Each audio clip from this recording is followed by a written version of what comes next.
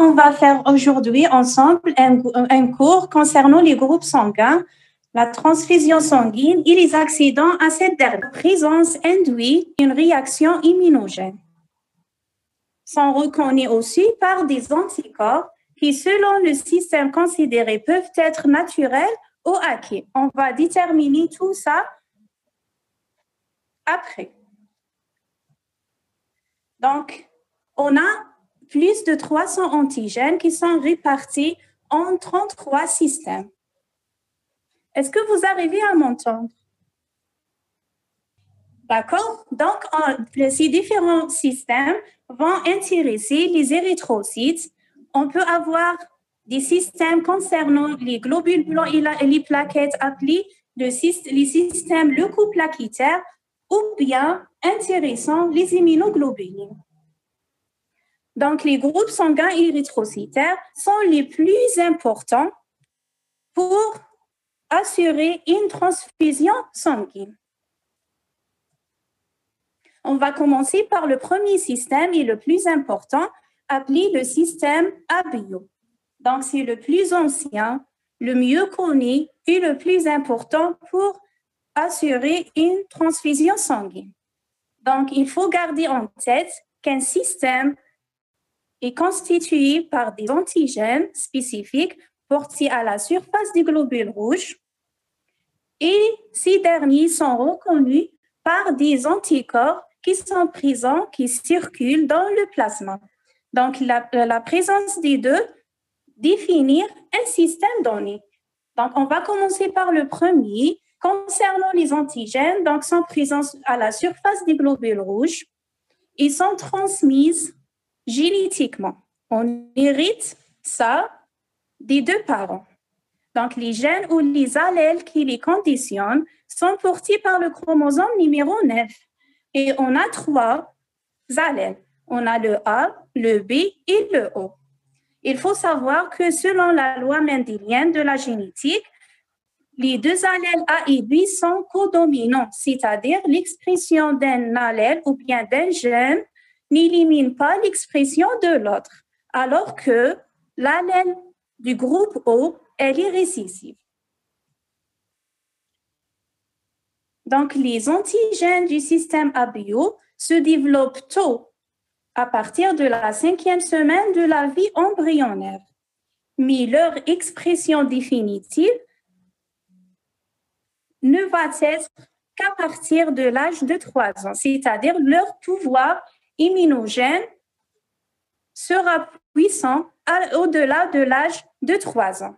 Ces antigènes sont largement répartis dans l'organisme, portant le caractère ubiquitaire, c'est-à-dire sont présents dans, par exemple, le plasma, les différentes sécrétions, les différentes cellules de l'organisme ou bien les différents bactéries.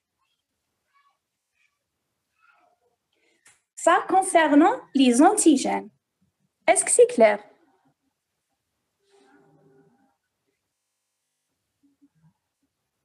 En passant aux anticorps du système ABIO. Donc, ils sont normalement et régulièrement présents dans le plasma des sujets A, B ou bien O. Ils correspondent aux antigènes absents à la surface des globules rouges. C'est-à-dire, un sujet du groupe B, automatiquement, il aura des anticorps qui le protègent contre les globules rouges de type A qui sont absents chez lui. Le contraire pour un sujet de groupe A où il y a des anticorps anti-B. Le sujet de groupe O, il a les anticorps anti-A et anti-B à la fois. Pourquoi? Parce que le groupe O rappelle le 0, c'est-à-dire il n'exprime pas d'antigène. C'est pour ça qu'il doit se défendre contre les deux groupes A et B à la fois.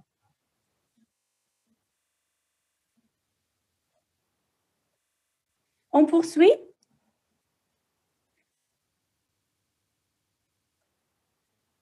Oui, madame. OK. Donc, le terme naturel traduit qu'il fait traduit la difficulté de prouver l'immunisation initiale ayant donné la production de ces anticorps. On a dit qu'on naît, on hérite, c'est-à-dire on naît avec ces anticorps naturels. Donc, leur développement, c'est à partir de la vie embryonnaire. C'est pour ça que c'est très difficile de prouver la réaction immunitaire initiale ayant donné leur naissance. C'est pour ça qu'on parle de termes naturels. Et l'adjectif régulier signifie qu'ils sont toujours présents, tous les sujets possèdent ce genre d'anticorps naturels. Ils sont de nature IgM, c'est-à-dire la réaction immunitaire, elle est de type primaire. OK? Ils se fixent à la surface des globules rouges incompatibles dans le système abio, c'est-à-dire chaque anticorps va reconnaître l'antigène absent chez le sujet induisez une hémolyse, parfois elle est grave et peuvent menacer la vie de l'être humain.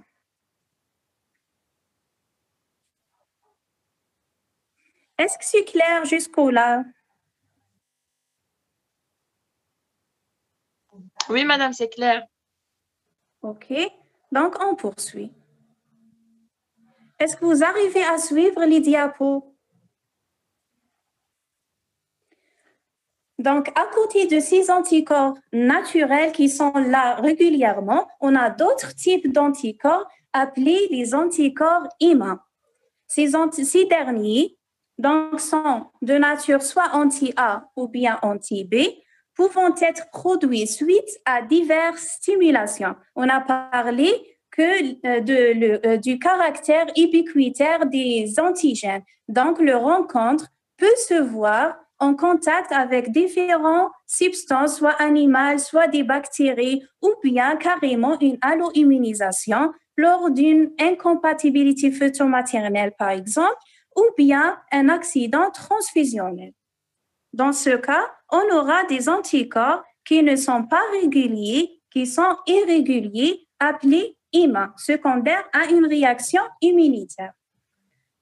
Donc, ces anticorps IMA sont responsables d'accidents transfusionnels et de la maladie hémolytique du nouveau-né.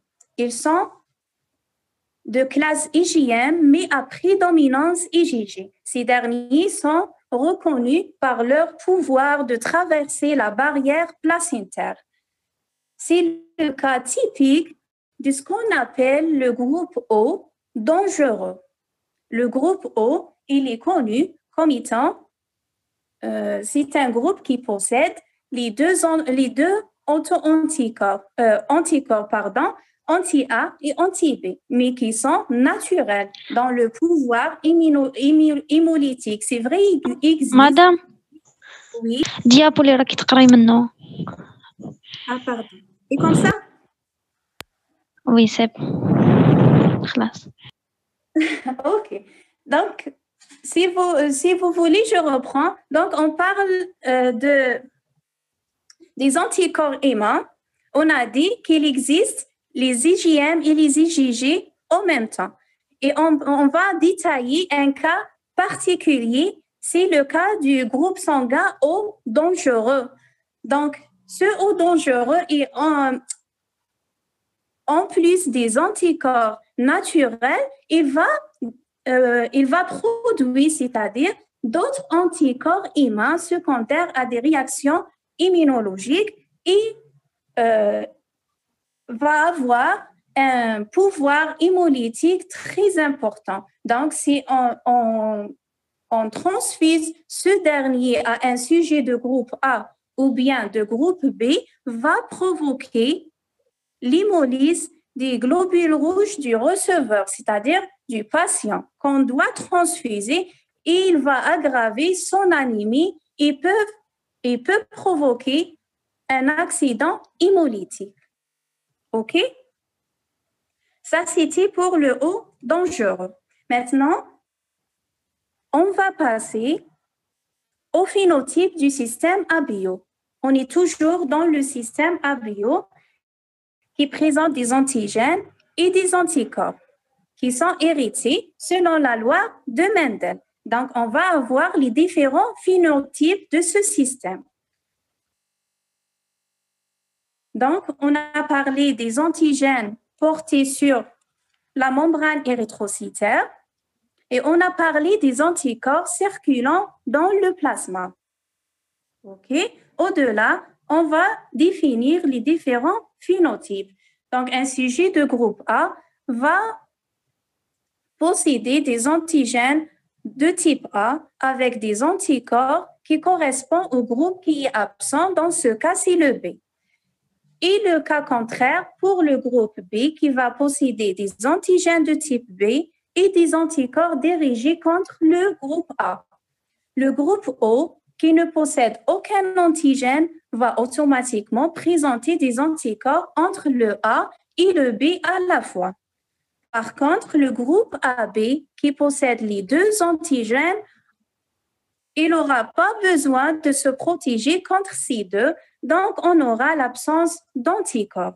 Bien sûr, on a exprimé la fréquence de chaque groupe. On a le groupe A qui est le plus fréquent, après viendra le groupe O, puis le B et en dernier, le groupe AB qui est le moins fréquent.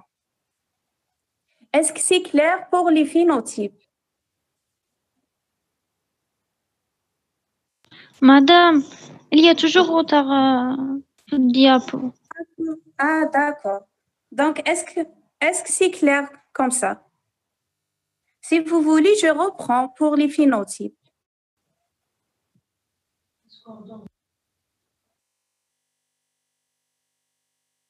Donc, s'il vous plaît.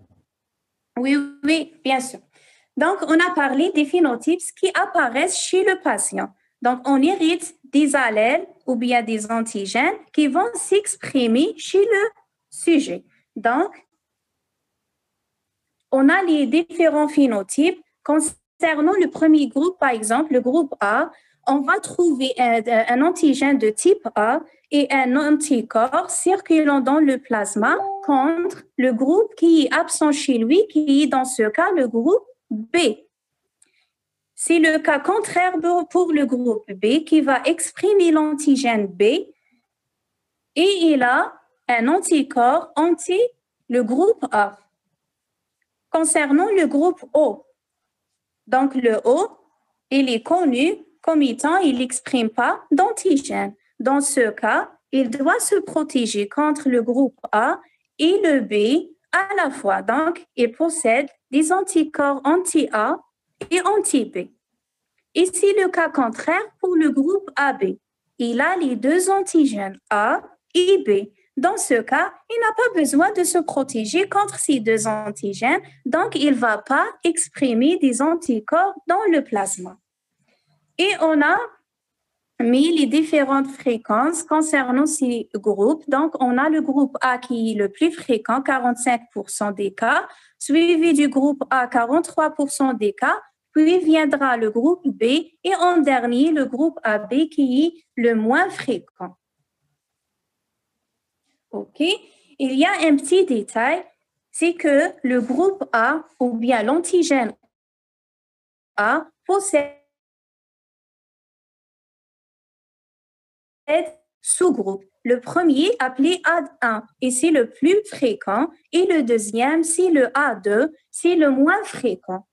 Donc, on aura plus de détails concernant les différents phénotypes. On aura le groupe A1, A2, le B, le O, le A1B et le A1 et le A2B selon le sous-type du groupe A. Est-ce que c'est clair?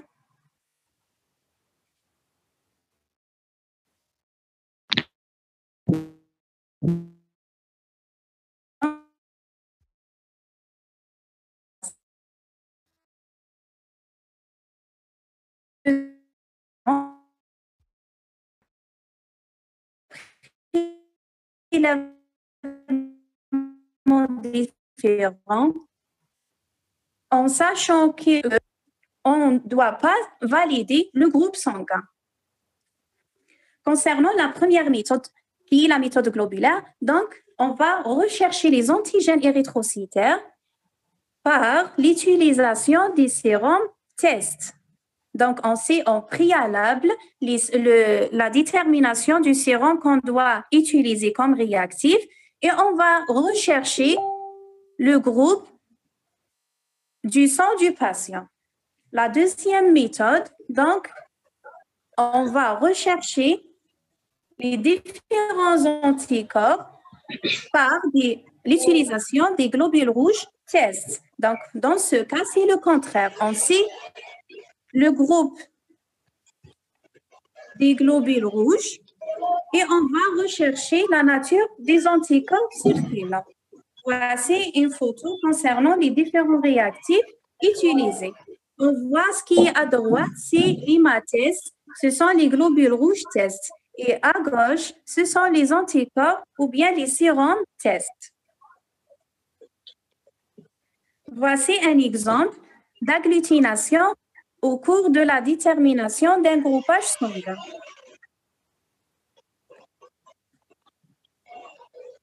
Les deux tableaux résument le résultat des deux méthodes. Donc, pour parler, le premier cas, c'est la méthode globulaire. Donc, on va utiliser des sérums tests et on va rechercher les anticorps portés par les globules rouges du CG, chez qui on doit déterminer, bien sûr, le groupe sanguin. Donc, par exemple, un groupe de type A va réagir, bien sûr, avec un anticorps anti-A ou bien un anticorps anti-AB. Et il ne va pas réagir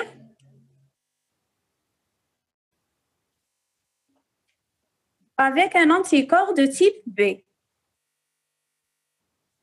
C'est le cas contraire pour le groupe B qui va réagir en présence d'un anticorps anti-B ou bien anti-AB et il ne doit pas réagir en présence d'un anticorps anti-A. Est-ce que vous avez des questions sur ça?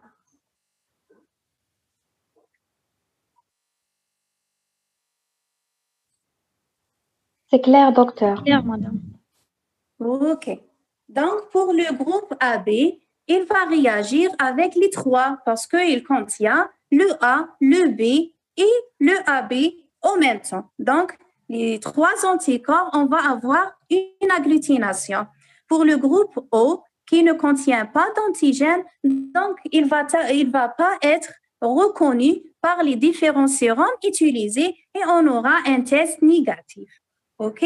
Ça, c'est pour le premier tableau, c'est pour l'épreuve globulaire. Le deuxième, c'est le contraire, l'épreuve sérique. On va utiliser des globules rouges déterminés, soit de type A, soit de type B, et on va déterminer l'agglutination. Donc, pour le groupe A, il va réagir en présence de globules rouges de type B. Le contraire, pour le B, va réagir en présence de globules rouges de type A. Le AB contient les deux, ne va pas réagir, et le O ne contient aucun, donc il va réagir avec les deux. OK? C'est comme ça qu'on va déterminer un groupe sanguin. Mais attention, il faut avoir toute discordance entre les deux épreuves. On ne va pas valider le groupe sanguin et on va faire une autre détermination.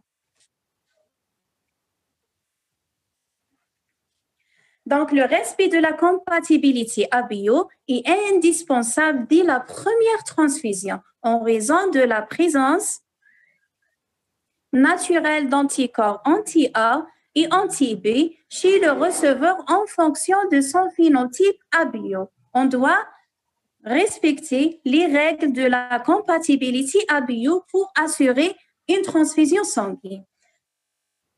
Donc, on comprend alors les lois de la compatibilité ABO qui doivent absolument être respectées dans la transfusion de globulaire. Voici le schéma général d'une transfusion sanguine. Donc, on sait que le O est un donneur universel et le AB est un receveur universel. Par contre, pour le groupe B, il va recevoir soit le O, soit le B, et le A doit recevoir soit le O, soit le B. Mais il y a une limite à la transfusion du groupe O pour les groupes A et B. Pourquoi? Puisqu'on a parlé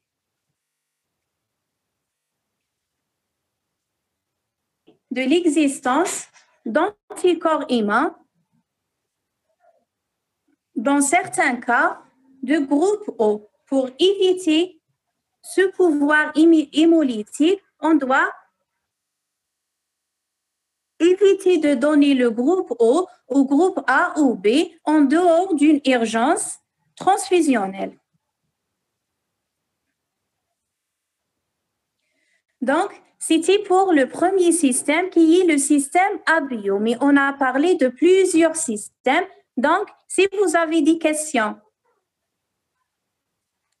sinon, on va entamer le deuxième système. On passe? Oui, on Oui. passe, c'était clair.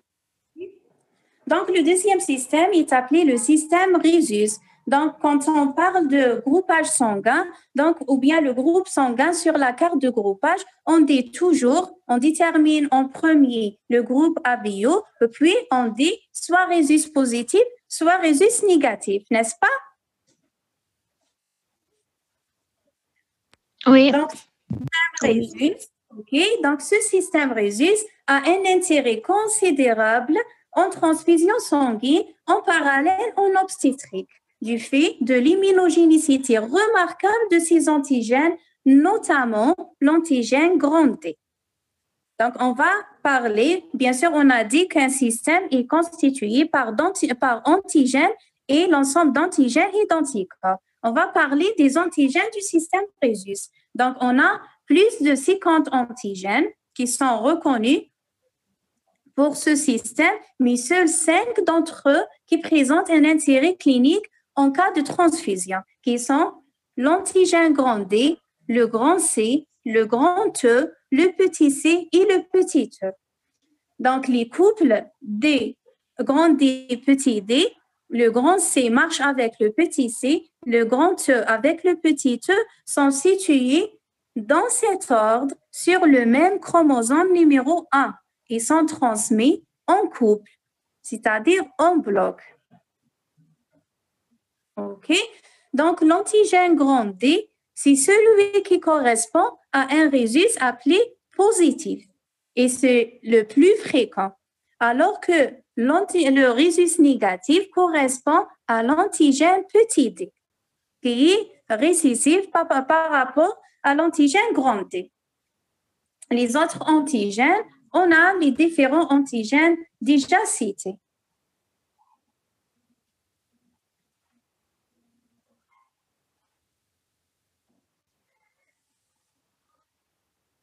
Maintenant, ça, c'est concernant les antigènes. Maintenant, les anticorps de ce système. Donc, contrairement aux anticorps du système ABO qu'on naît avec et qui sont naturels, en dehors de cas, c'est-à-dire en dehors des anticorps IMA qui sont irréguliers, dans ce cas, concernant le système Rhésus, tous ces anticorps sont IMA, ne sont pas naturels, sont induits par des réactions immunogènes, c'est-à-dire en cas de grossesse, par exemple, l'incompatibilité photomaternelle ou bien en cas de transfusion incompatible. Donc, on va avoir la production de ces anticorps qui sont IMA.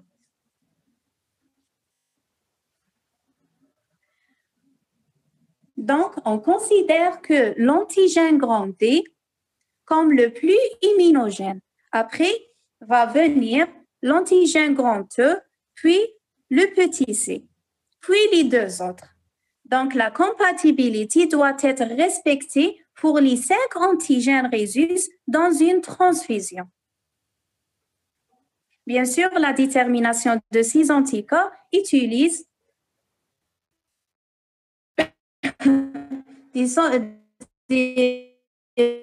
du système Rhésus utilise différents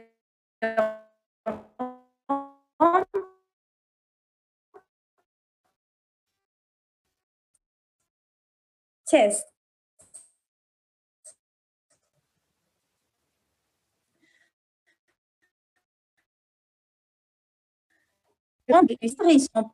Un O A résulte positif ou bien un O résulte négatif.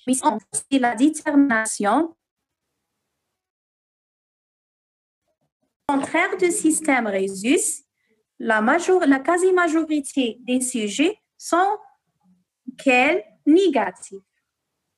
OK? À côté de ça, on a d'autres systèmes qui sont moins immunogènes que les trois premiers et on doit les savoir. Ce sont par exemple le système diffus, le système KID, le système MNSS, le système P, le système Lewis et on a beaucoup d'autres.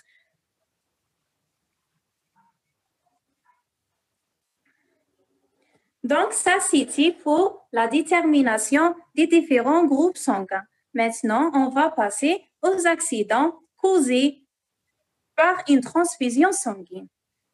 Donc, par définition, on doit d'abord les définir.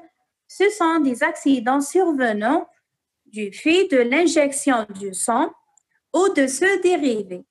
Ces dérivés, ils sont nombreux, relativement fréquents et souvent graves. On sait très bien que le sang est constitué d'une phase liquide qui est le plasma avec ses différents constituants et une phase cellulaire, ce sont les éléments figurés du sang, les globules rouges, les globules blancs, les globules rouges, les plaquettes. Donc, si on va substituer une personne par l'un de ces constituants, donc il s'agit d'une transfusion sanguine. Donc, la majorité de ces accidents sont de nature immunologique ou bien infectieuse, alors que les complications métaboliques, surtout la surcharge, elle est moins fréquente en dehors d'une transfusion massive ou bien un terrain, par exemple une insuffisance rénale ou bien une insuffisance cardiaque qu'on doit éviter à surcharger le patient. Donc, la connaissance de ces accidents est essentielle car nécessite un traitement d'urgence, mais on insiste surtout sur la prévention puisque si on prévient quelque chose, 1000 fois, elle est mieux que la guérir. Donc, les différents produits sanguins labiles, on a le plus connu, c'est le sang total. Actuellement, l'utilisation du sang total, elle est abandonnée en dehors d'une seule indication, c'est l'exsanguino-transfusion chez le nouveau-né. À part ça, lors d'une transfusion, elle est abandonnée l'utilisation du sang total. Pourquoi? Parce que si on donne tous les constituants du sang qu'on a déjà parlé, ça expose le sujet à faire des réactions immunogènes. C'est pour ça qu'on donne que ce qu'on a besoin. Par exemple, les concentrés de globules rouges sont préparés par centrifugation à partir d'une unité de sang total. La concentration en hémoglobine, elle est supérieure à 22 grammes par décilitre pour faire augmenter ou bien pour faire corriger rapidement une anémie chez un sujet donné. Donc, le volume moyen d'un flacon de sang est de 250 cc et bien sûr, la conservation, elle est de 42 jours, mais à condition, on doit respecter la température basse entre 2 et 6 degrés. À côté de ça, on a les concentrés plaquettaires, c'est-à-dire on soustrait que les plaquettes soit standard, c'est-à-dire plusieurs poches de sang totales, on va récupérer les plaquettes et on va les mettre dans des petits flacons qu'on utilise généralement un certain nombre pour corriger une thrombopénie ou bien unitaire à partir d'un seul donneur. Dans ce cas, il est plus concentré en plaquettes. La conservation des plaquettes, elle doit se faire en agitation continue. Pourquoi? Pour éviter l'agglutination des plaquettes. elle se fait à température ambiante et peut se conserver pendant 5 jours. OK? Concernant le plasma, on peut aussi la conserver et l'utiliser. On va la congeler et sa validité va être pendant 12 mois. On a aussi les cryoprécipités. Ça contient les différents facteurs de la coagulation à partir du plasma. Et bien sûr, les concentrés en facteurs de coagulation spécifiques, par exemple les facteurs 8 et 9, connus comme les facteurs anti-hémophiliques. Donc, vous allez recevoir pendant votre pratique des patients hémophiles. Donc, les gestes dentaires ou bien chirurgicaux en général ne doivent pas être assurés sans substitution de ces facteurs-là, selon le facteur manquant chez le sujet. Et il faut savoir qu'il s'agit d'une transfusion sanguine. Pourquoi? Parce que ces facteurs sont dérivés du sang. Est-ce que vous avez des questions jusqu'au-là? C'est clair. OK. Donc, voici une image concernant le don de sang. Et la deuxième photo, c'est l'appareil de cytaphérèse pour récupérer les concentrés unitaires plaquettaires. Voici aussi un flacon de sang et un flacon standard du plaquette. Maintenant, on va passer aux bases de la transfusion sanguine. Donc, pour assurer ce geste, qui est un geste médical, donc on doit respecter certaines règles. La première, c'est l'utilisation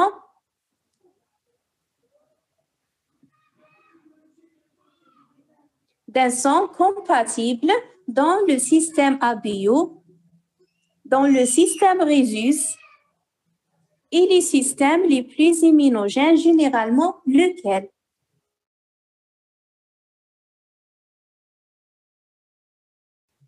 OK?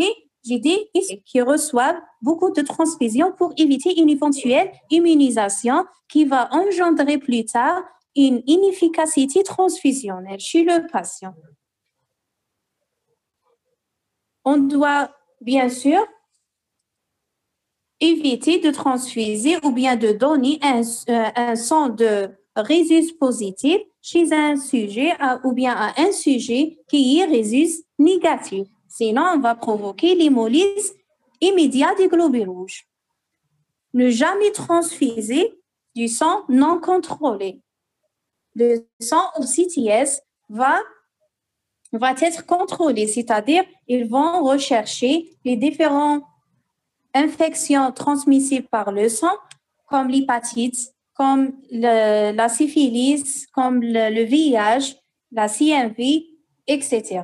Et on doit respecter la chaîne du froid, du CTS jusqu'au service demandeur. Et bien sûr, ce qui est plus important, de faire l'épreuve ultime au lit du patient.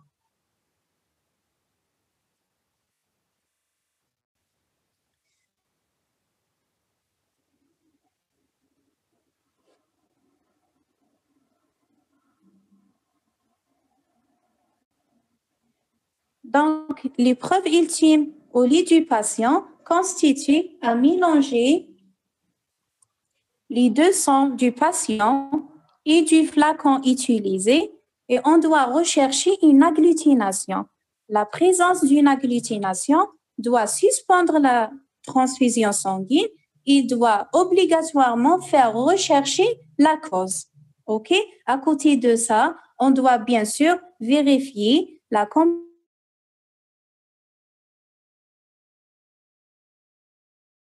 compatibilité entre le groupage de groupes. Aussi, on doit vérifier la date de péremption du flacon.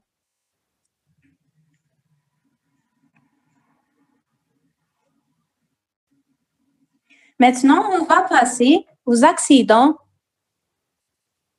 proprement dit. On va commencer par les accidents dits immunologiques. OK? Le premier cas, c'est l'accident hémolytique. Il résulte d'un conflit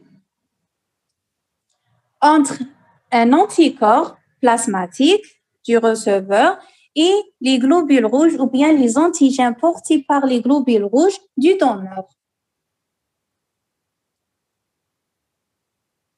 On voit ça en cas d'incompatibilité transfusionnelle ou bien une incompatibilité fœto-maternelle. Par exemple, une mère du groupe O qui a un fœtus du groupe A ou rarement B peut provoquer ça.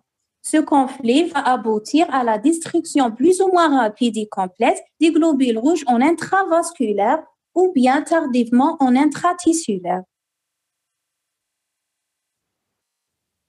Cliniquement, on va avoir dès le passage des premières gouttes du sang, donc l'apparition des symptômes.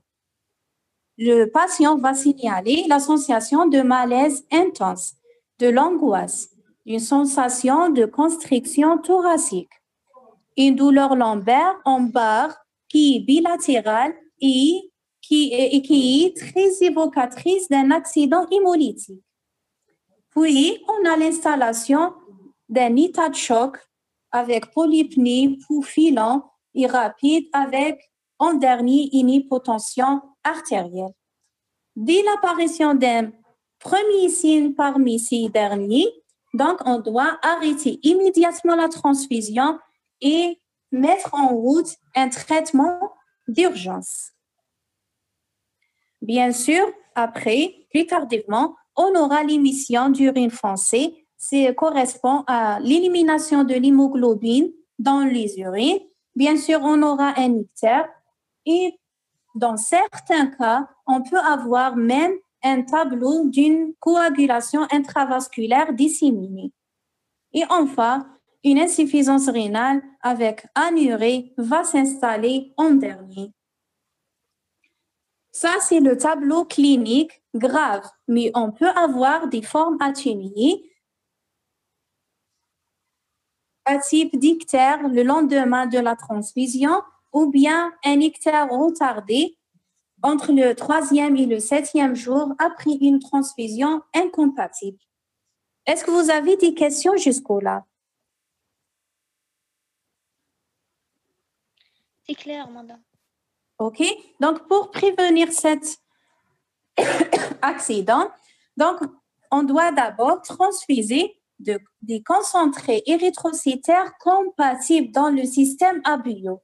On doit d'abord rechercher des agglutinines irrégulières, surtout, ça correspond aux anticorps humains irréguliers, surtout chez les sujets polytransfusés. Et on doit insister sur l'épreuve ultime au lit du patient avant toute transfusion. Elle est systématique, elle est médico-légale devant toute transfusion sanguine. Et bien sûr, on doit vérifier à l'aide d'un antisérum test en cas de suspicion d'une incompatibilité transfusionnelle. Voici un schéma concernant l'épreuve ultime au lit du patient. Donc, on va tester les 2 gouttes du patient et 2 flacons du sang. La présence d'une agglutination doit arrêter ou bien ne pas utiliser ce sang et le changer. On doit, à côté de ça, bien sûr, vérifier ce qui apparaît au-dessous de le groupage qui est dans ce cas le AB dans la photo. Donc, on a le rhésus qui est dans ce cas positif et on a au-dessous le phénotype. Ça se mentionne comme cette photo. Voici un exemple d'une carte de groupage qu'on doit vérifier toujours avec le flacon qu'on doit utiliser. Ils doivent être correspondants. Maintenant, un autre type d'accident, ce sont les accidents non hémolytiques. C'est le cas de syndrome frisson hyperthermie. La manifestation signifie la présence d'un conflit entre l'antigène et un anticorps correspondant lors d'une transfusion. Il est le plus souvent dû à des allo-anticorps anti-leucoplaquitaires. Ce n'est pas le système érythrocytaire, c'est surtout le système leucoplaquitaire. Donc, ça s'observe habituellement chez des receveurs allo-immunisés lors d'une transfusion érythrocytaire ou plaquitaire non dileucocytée. C'est pour ça, quand on assure une transfusion, de préférence, on filtre le sang, c'est-à-dire on soustrait les globules blancs du flacon pour éviter ce genre d'accident. Donc, dans ce cas, les anticorps en cause sont ou bien font partie du système HLA. Un autre type d'accident non immunologique, on a vu les accidents immunologiques. Maintenant, le cas contraire, les accidents non immunologiques, les plus fréquents sont les accidents infectieux. Donc, la transfusion de sang contaminé.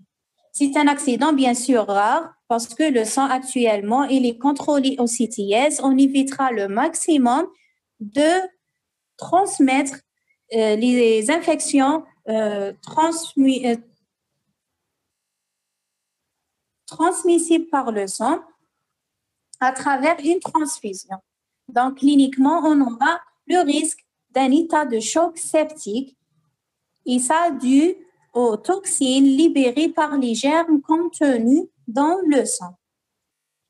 La prévention de cet accident, donc on ne doit pas faire des prélèvements chez un donneur de sang en phase postprandiale. On sait très bien qu'après un repas, on aura une hyperglycémie et le glucose est utilisé par les différents germes. Donc, ça favorise la pullulation microbienne. Donc, la deuxième condition, c'est le respect de la chaîne du froid. Donc, on doit respecter une température entre 2 et 6 degrés pour conserver les flacons du sang et on doit réchauffer le flacon du sang juste avant la transfusion et après l'épreuve, il tient au lit du patient pour s'assurer qu'on va l'utiliser immédiatement. Il faut insister surtout que la durée d'une transfusion sanguine ne doit pas dépasser les 2 heures. Au-delà, on a le risque de pullulation microbienne, donc on doit interrompre cette transfusion. OK? Est-ce que vous avez des questions? C'est clair. OK. Donc, on a aussi le risque de maladies transmissibles, les différents maladies virales ou bien parasitaires, mais c'est vraiment exceptionnel car actuellement, le sang est systématiquement vérifié au niveau du CTS. Ça concernant les accidents infectieux.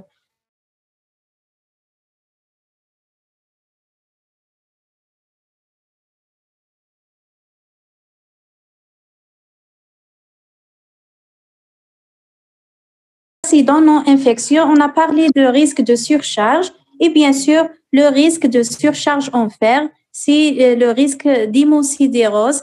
Ça doit être vérifié au-delà de 10 flacons reçus, c'est-à-dire un patient qui reçoit plus de 10 flacons de sang.